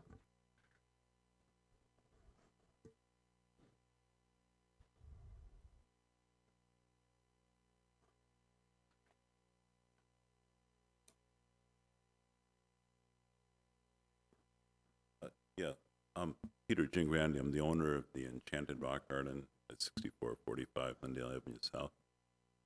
I just would like to establish something where we could make comments, because some of the things I'm not sure. I guess I don't want to interpret the same way. The main reason why there's a year notice is because we insisted the last time we've signed series of 3-year contracts. We don't go month to month. And in the last contract, because I could see redevelopment happening all down our corridor, all down 66, and viable businesses being thrown out, basically, I insisted that any kind of removal because of redevelopment, I need at least 1 year notice. So I received that notice in January, starting February 1st, so I have until next February. But I was given my notice. So right now, as far as I know, I only have until next February to decide. When I talked to and no one else was given that same notice, when I talked to other business owners, no one knew about the redevelopment plan. So that's the main reason why this year thing came up. It wasn't anything that was offered by the owners. And I would say most of the redevelopment was done on the restaurant that the building owners actually own part of. There was no redevelopment done in our spaces. I myself spent over $2,000 to bring the electricity up to code. So, I mean, I just want to, those are a few things. And I just want to establish if there would be a time when we could hear more comments along this line. All right, thank you. I think this has been a very productive discussion, and I do think the developers heard loud and clear that the community wants more input in the process, and we'll need to move forward to make sure that we're listening to people. So at this point, we have approved both the motions. So there's a preliminary development agreement. So a lot of these other questions can be sorted out. All right, and I apologize for not having my microphone turned on. All right, moving on, we have item number 6, which is consideration of housing affordability concepts proposed by Penn Investments, LLC, for the development of 6501 Penn Avenue South and 6500 and 6504 Oliver Avenue South. Thank you, Chair Supple and members of the HRA. Back in January, the 21st, you approved a preliminary redevelopment agreement with the development team of NHH Properties, Boyclair Corporation, and Locus Architects, doing business as Penn Investments, for the development of the HRA-owned property at 6501 Penn and 6500 Oliver Avenue South, and then the developer-owned property at 6504 Oliver Avenue South. So the developer is exploring a redevelopment concept for the property that includes the construction of a building with anywhere between 40 and 100 market rate and affordable housing units and up to 12,000 square feet of commercial space. Consistent with the city's inclusionary housing policy and the HRA's stated goals for accessible housing and housing with deeper affordability, as well as affordability across a mix of unit sizes, the developer has been considering a range of housing affordability concepts for the property. So the developer reviewed a couple of options, assuming a 92-unit development. So the first option would include 100% of income-restricted housing. 46% of the units would be affordable at 50% of the area median income and include a mix of bedroom sizes. 36 of the units would be affordable at 60% of the AMI that would also include a mix of bedroom sizes. There could be 10 larger units that would be affordable at 30% of the AMI that would include supportive services and be designated for families leaving shelters. and then 46 of those units would be accessible. The second option that they considered was one that was mixed income housing, where 20% of the units would be affordable at 50% of AMI, and the remainder of the units would be market rate. In keeping with your desire for some deeper affordability, they also took a look at would it be possible to include some units that would be both affordable and accessible at 30% AMI, and the one option that they looked at was to include a Section 811 subsidy, which is supportive housing for people with disabilities. I call that an alternate because there isn't currently Section 811 funding available, so that would be an unknown. So preliminary models that were run by the developer indicate that there is a significant financial gap for both options, with the gap being several $1 million more for that second option of mixed income housing. So as you know, there's several options that we can take a look at to close that gap. One would be tax increment financing. There are also some competitive grants out there through Met Council's Livable Communities, as well as Hennepin County has a transit-oriented development program. At this time, none of those sources would likely fill the gap, so that's more work that would need to be done. With option one, there are quite a few more financial resources that would be available to fill that gap. They include federal tax credits, the Home Investment Partnership Program, and the county's Affordable Housing Incentive Fund.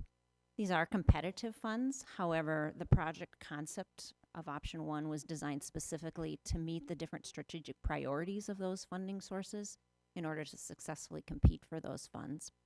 The project would be most competitive for 4% tax credits, which are financed through tax-exempt bonds, and that the city would then induce.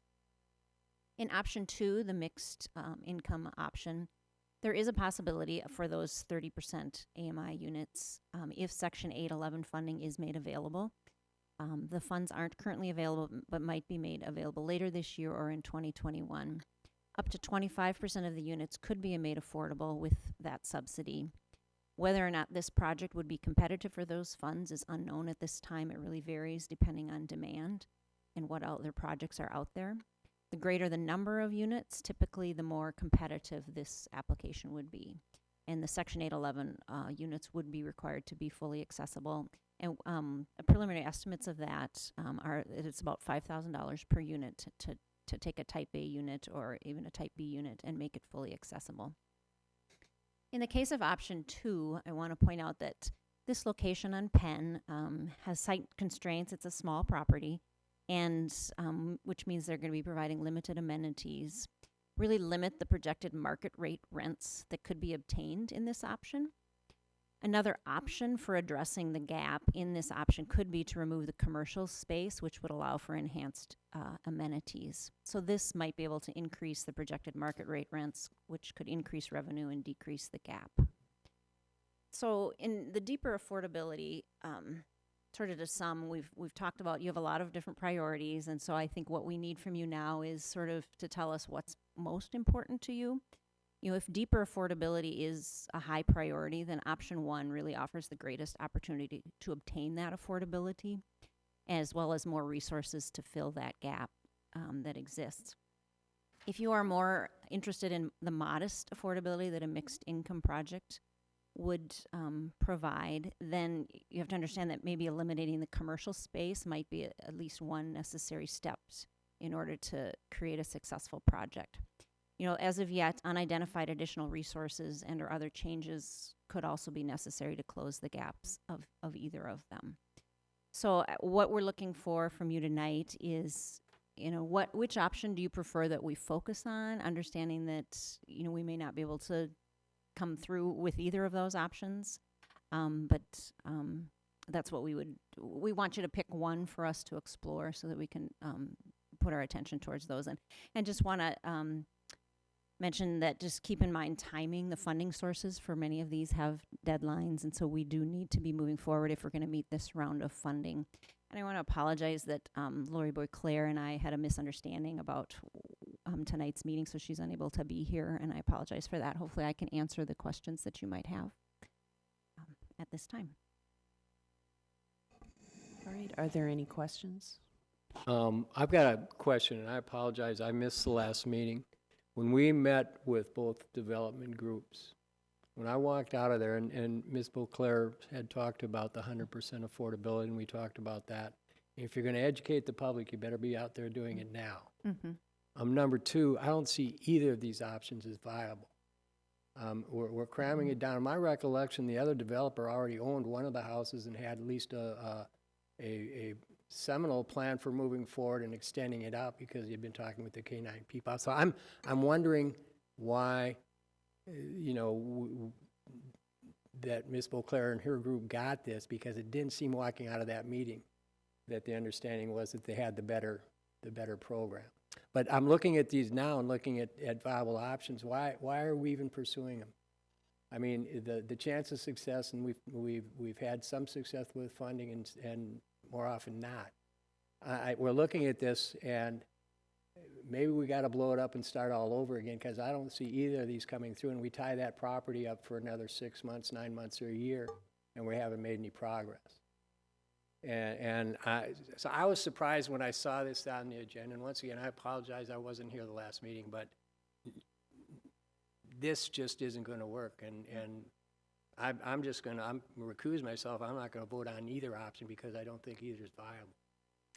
So just to respond to, you left November's meeting feeling that it was the other proposal was more viable, but the September meeting, when we met, whenever we had the meeting with these two and they made their presentations. It was both September and then again in November, and then at November's meeting, we heard some feedback, and then we also asked you to fill out a survey form, and the results of that were really leaning towards this proposal for multiple reasons, one of which was the predominant feeling was that people wanted to explore deeper affordability, and that the trust in somebody who does affordable housing was I can share that information again. I did pass that out to folks.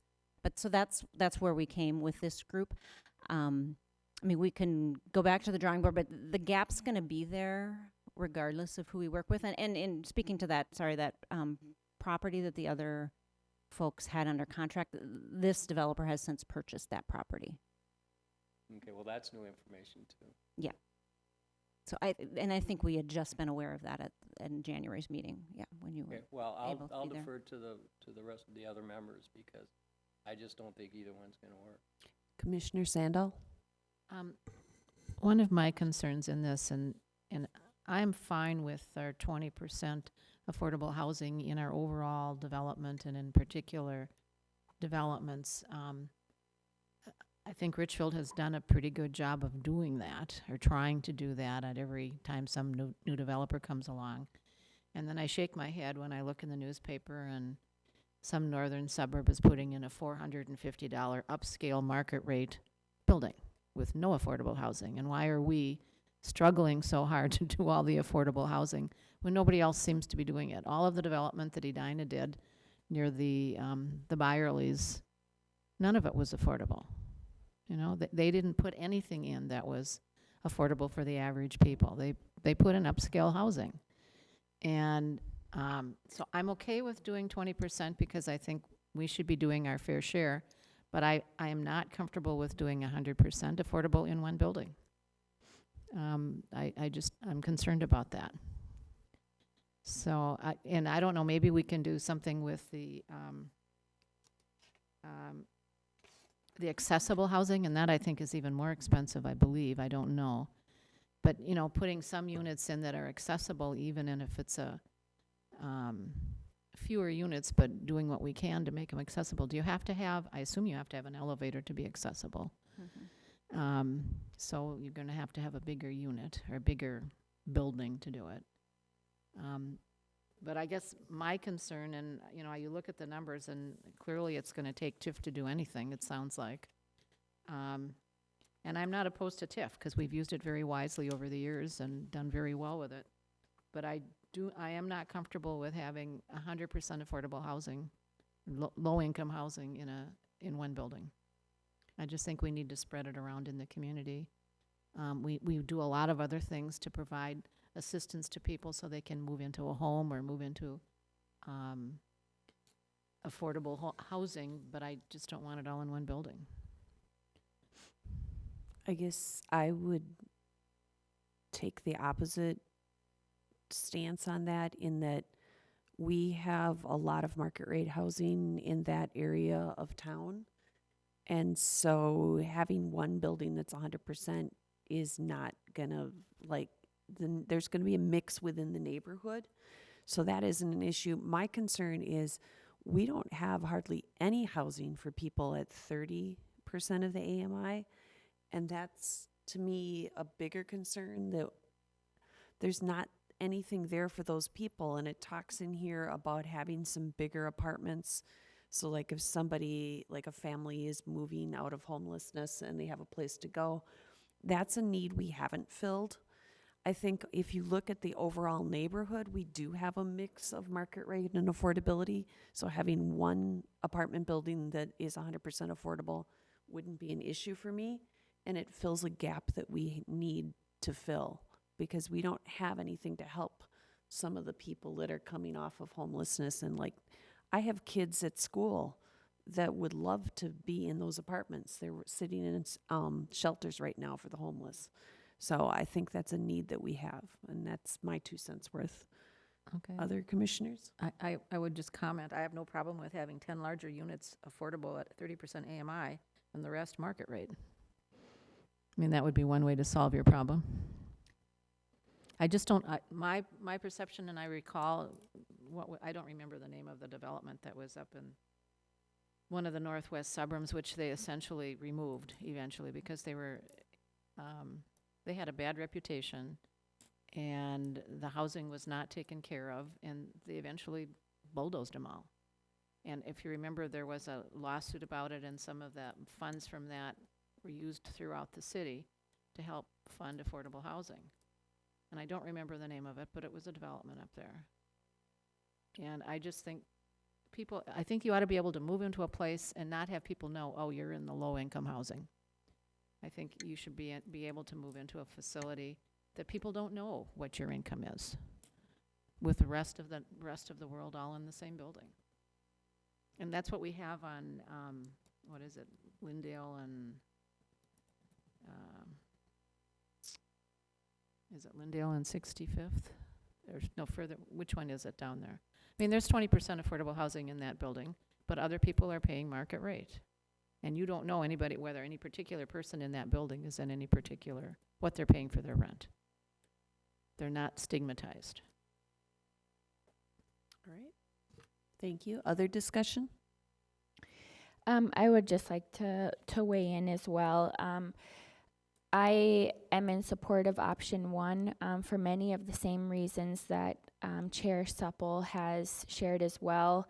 The work session that we had on the impact that our affordable housing work has had, and the market trends of over the 1,000 apartments that are either recently constructed, under construction, or approved, 96% of them were market rate and 4% of them are affordable. So I do feel like as we are redeveloping, we continue to do market rate. We have close to $1 million condos that we're in the process of building as well. So I am not concerned about our lack of market rate or higher income homes or apartments.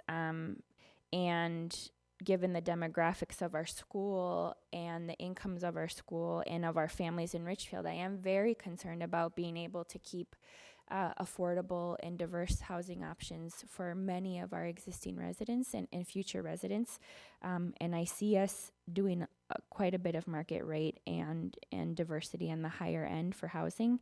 And I agree. I don't think we have enough. We don't have enough at 30% AMI.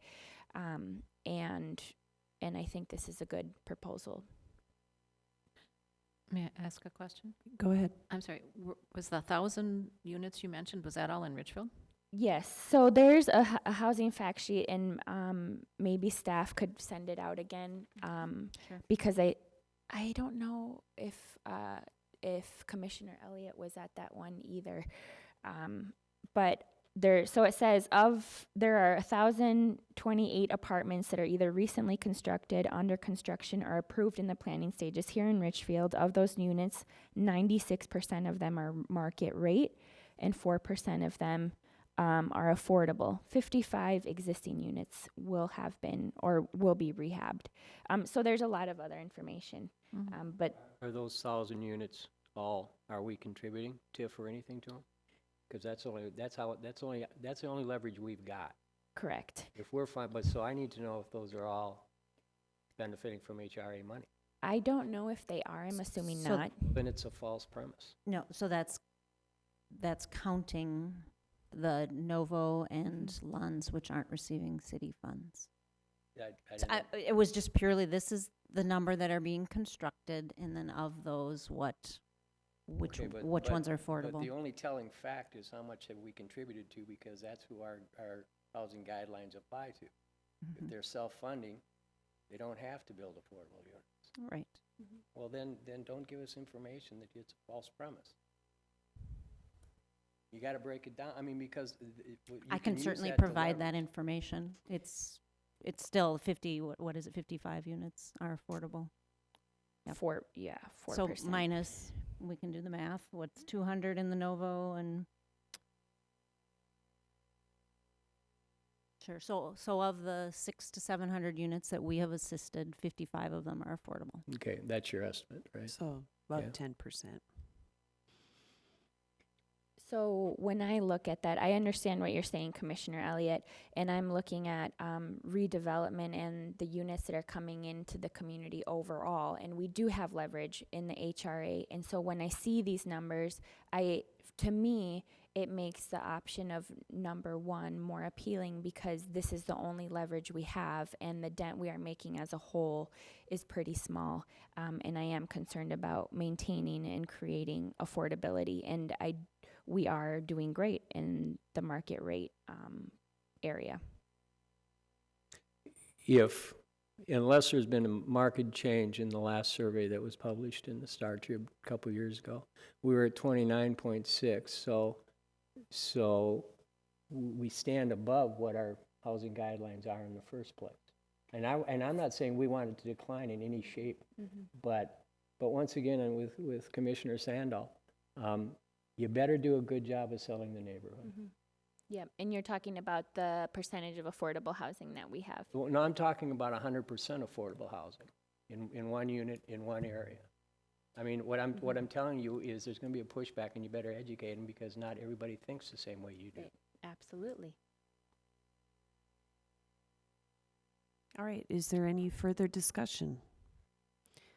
All right, we would need somebody to make a motion to approve one of the two options and specify which option.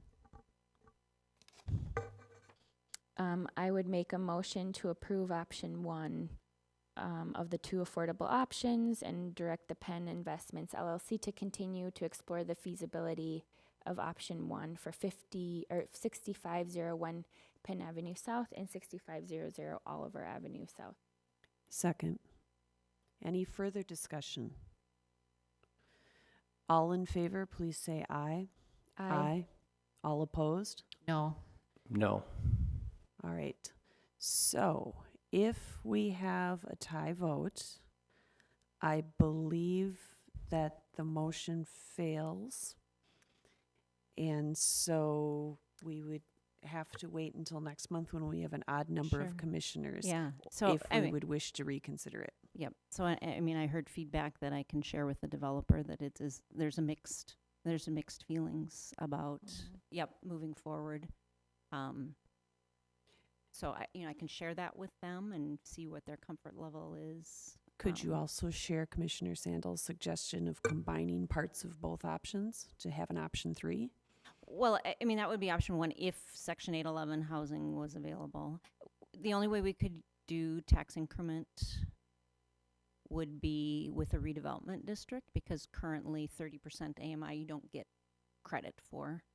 You have to provide 20% at 50 or 40% at 60. That is actually something we're working with the legislature on. Is this it year, but 20% at 60 or 20%? 20% at 50 or At 50. 40% at 60. So you can't do 10 at 30. It doesn't work. We're can't play actually with our asking the numbers. legislature to consider making a change to that, so that we can encourage deeper affordability. But that won't help us at this point. So So there is a possibility we could do a redevelopment TIF district. The building a 6501 certainly qualifies as substandard. It certainly does. And then some. The houses won't. You know, I mean, that's the other piece of this project is that you want to see us looking beyond just this property. And so that is what we're doing at this point. The two other homes on Oliver are, there's nothing to talk to them about at this point, really. They have had some preliminary conversations, but it's the same as the businesses, the same issue. Until you have something real, there's only so far you can go. And then the other commercial owner just does not respond to anything at this point. So so that's where that is at. But so there's a lot of pieces, obviously, to look at. But we really wanted just some indication where you were at with affordability before we looked any further.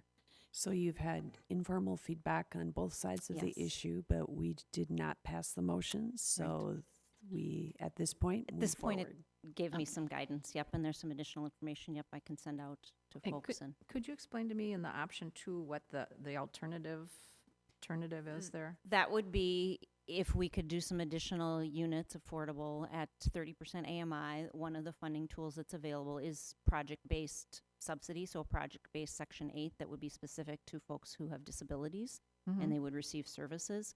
That funding, there's nothing available right now. Right now, And okay. that's just a big question mark. So I don't want you to say, yes, we want to do mixed income, and then we expect some deeper affordability, because the answer to that is we don't know if we can provide deeper affordability with that option. Okay. Can I ask then why, if the standard is 20% at 50% AMI, why our policy is 20% at 60% of AMI? I think it's to provide us with some flexibility, Okay, you know. all right. All right, thank you. So now we're going to move on to item 7, which are HRA discussion items. And I think we already talked about the report from the people with capes and the towers, so thank you for that. Other items? I have a comment on the towers. I mean, I've been familiar with the building for some time. I was not aware that there are no support services per se in the building, which No. is clearly an issue. Yeah. It's a gap. And I think that what they have is a part-time resident. I mean, they were seen as an activity director, and Mhm. they need more than that. That position was vacant for several months, and I really think that was just not helpful for anybody. Either the poor property manager who had, so much more than to do, and then the residents. That position has been filled, and it is with someone who has some experience with elderly people, which I think is very helpful. In preliminary meetings with her, were positive. I think she does a nice job. She's already adjusted her hours from other buildings to this one because the needs are higher. Mm-hmm. But yeah, it was created as an independent living building, but who's living there, I think could benefit from more. Sure. All right, any other discussion items? All right, then we'll move to the executive director's report. And given that we've already had our year in review, I think that we'll call that our report for this evening. I have nothing else to add. All right, then we'll move on to claims. So moved. Second. It's been moved and seconded to approve the claims. All in favor, please say aye. Aye. Aye. All opposed? All right, thank you. So we stand adjourned. Thank you.